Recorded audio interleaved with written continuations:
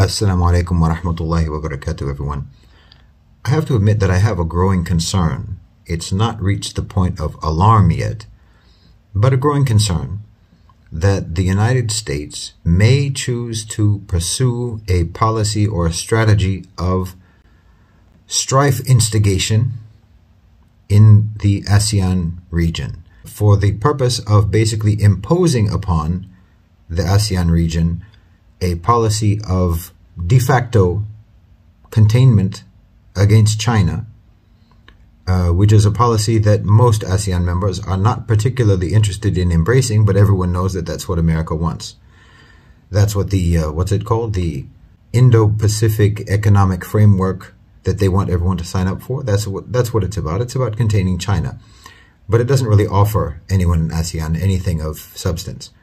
So they know that the chances of getting ASEAN members, especially Indonesia and Malaysia, to sign on to this is, I think, pretty slim. And I think America must know that. And they must know that this is not in the interests of the region, but it's an American desire to contain China, to isolate China, to neutralize China's presence or influence in this region. And it's not something that they are going to be able to get probably through agreement or consent. So it may well be something that they will try to pursue through instigating strife and discord. Obviously, one element of that strategy would be to try to instigate a conflict over Taiwan. But another element of that would be to try to sow discord between the various religious groups that coexist harmoniously in this region.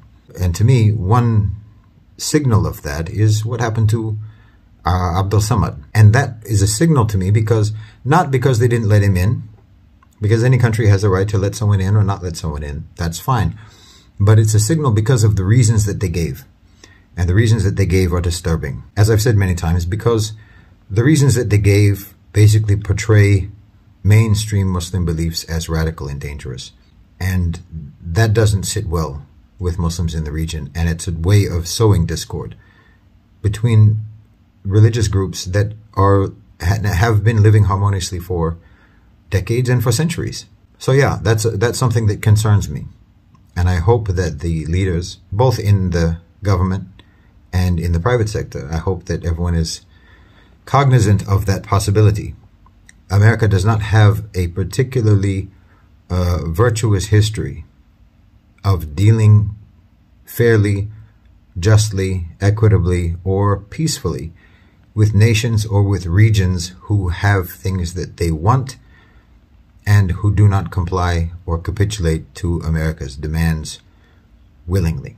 Jazakumullahu khairan wa assalamu alaikum.